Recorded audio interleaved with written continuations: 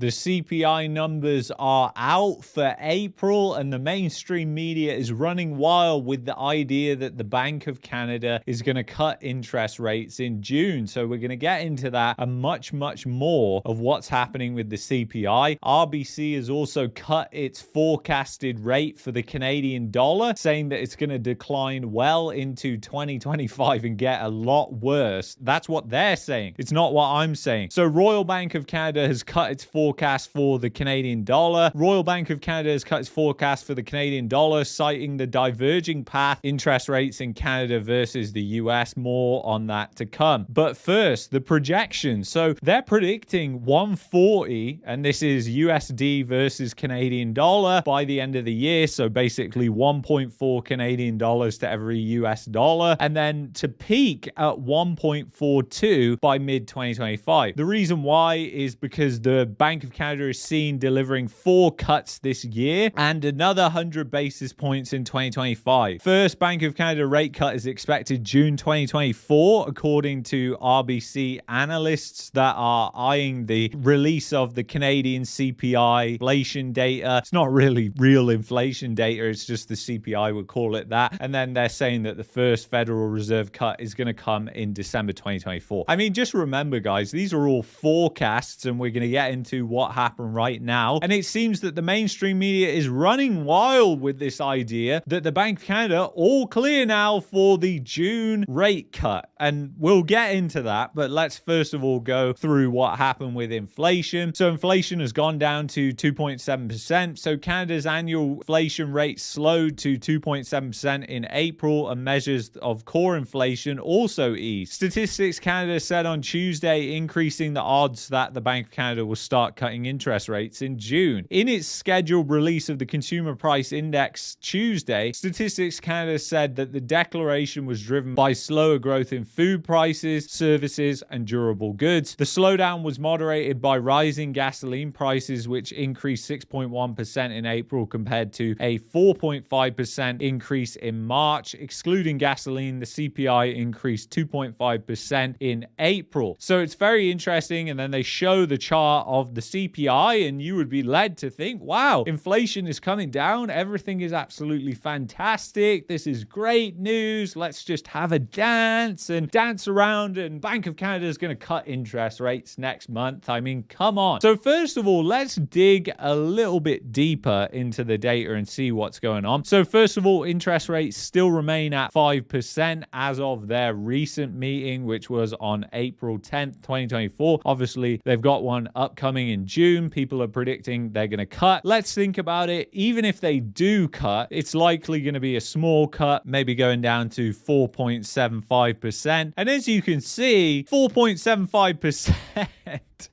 You have to go back a long way. You have to go back to basically, you're talking about 2001 is the last time it was at 4.75%. So I just wanted to put that into perspective for people, because, you know, even if they start cutting rates, it's not going to be by 100 basis points every time, like when they increase rates. So that's very important to have in the back of your mind. So the inflation rate right now is 2.7%, as they said. Let's get into other metrics. So interestingly enough, it was really base effects that cooled that rate a lot, because you actually look at the increase month over month was 0.5%. Just think about that, guys. If you had 4 prints of 0.5%, you're at 2% in 4 months, right? So 1/3 of the year, you're already at the Bank of Canada's inflation target. And then if that continued, what would you be at? You would be at 6% by the end of the year. So that tells a little bit of a different story to what you're hearing in the mainstream media. And obviously the Bank of Canada isn't stupid. They are looking for excuses to keep rates high, not keep rates low in this situation. Why is that? It's because they don't want the housing market spiraling out of control, because they know that is just going to make inflation even worse. And that's what they're worried about. So if you think about it, the Bank of Canada has just got inflation inflation down to their so-called target range, let's say. So with inflation now down there, does that mean they're just going to suddenly start cutting interest rates? Absolutely not, in my opinion, because if it's took this high interest rates to get inflation down, in their mind, they're going to think, well, if we start cutting interest rates, inflation's just going to start creeping upwards again. So we need to keep rates high for a little bit longer, higher for longer, as all these central banks have basically been saying, in order to make sure inflation is tamed. And in reality, right now, with all the inflation that the consumers took over the past 4 or 5 years, it really doesn't matter if inflation drifts down below even their target at this point, because inflation has been so high that would actually provide some relief. And it will be interesting to see what happens moving forward, because the Bank of Canada is not targeted by employment like the Federal Reserve. So if the unemployment rate's going up, that's kind of what they want because of the Phillips curve, even though that's been debunked. I mean, I don't like a lot of their methods, but if you go by their methods, you would lead to the conclusion that they're not going to cut. So I really don't know why the mainstream media is running with that story. Maybe it's because it's a story that sells. It's a story that drives so much clicks right now, because essentially people are hoping and waiting, all these people who are just being crushed essentially by their high amount of debt, and they're just hoping that everything's going to be okay and rainbows and sunshine is on the horizon, but it's just not like that. So food inflation has come down again. I mean, this is as measured by the CPI, ladies and gentlemen. As you know, food prices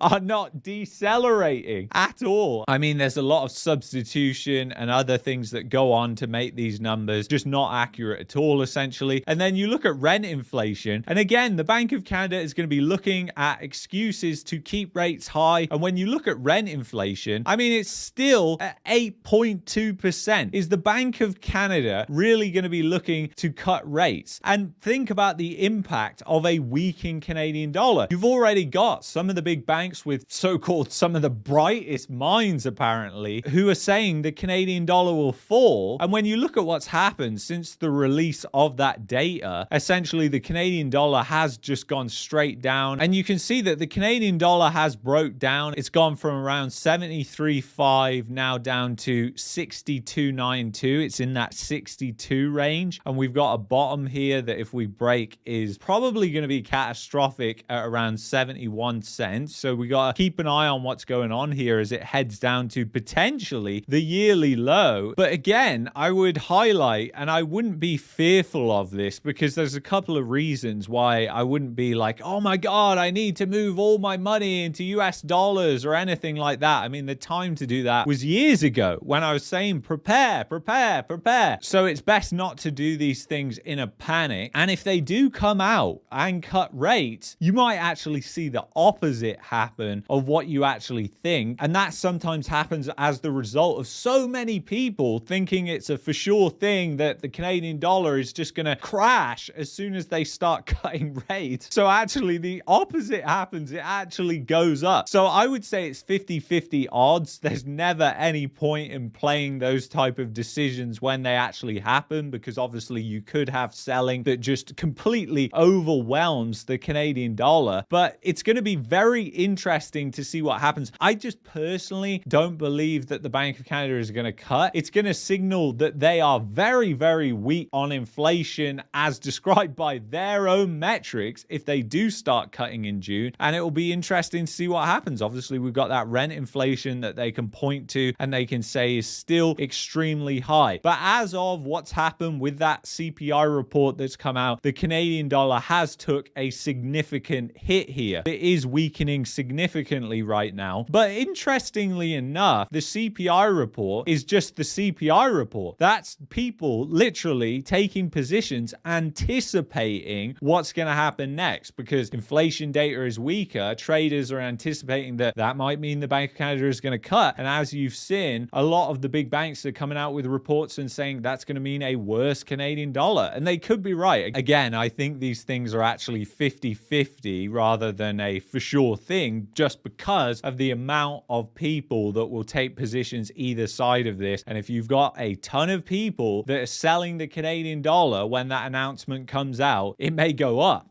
which is just completely the opposite of what most people think. But I do think that the Bank of Canada is going to look at this rent inflation and they're going to point to this and say, you know what, we need to keep rates higher. We're risking essentially this inflation being reignited. I mean, food inflation is 2.3%, but this is the first month it's been 2.3%. You have to go all the way back to 2021. Yes, you heard me correctly. July 2021 to get a print where it was 2.1% or below. So that just kind of shows you how long it's took to get inflation down to this level, or CPI inflation, should I call it, for food. So does that mean that it's all clear and they're just going to raise interest rates? I mean, as I said, if you put yourself in the Bank of Canada's shoes and think like the Bank of Canada, it is very hard to come to the conclusion that they're going to start cutting rates just because, oh my God, it's just hit the target, boom, let's start cutting rates. Because again,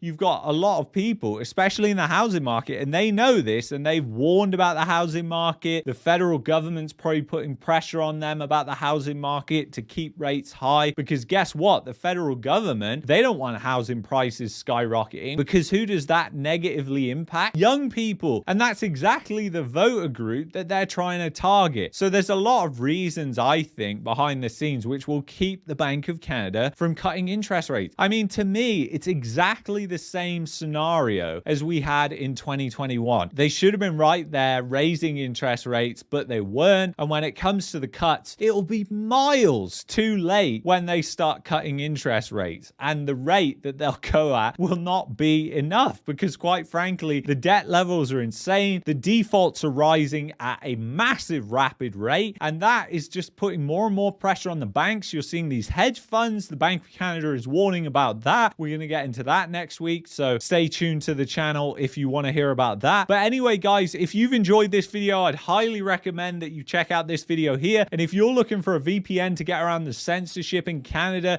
go to expressvpn.com/marketmania. I will see you in the next one. Take care.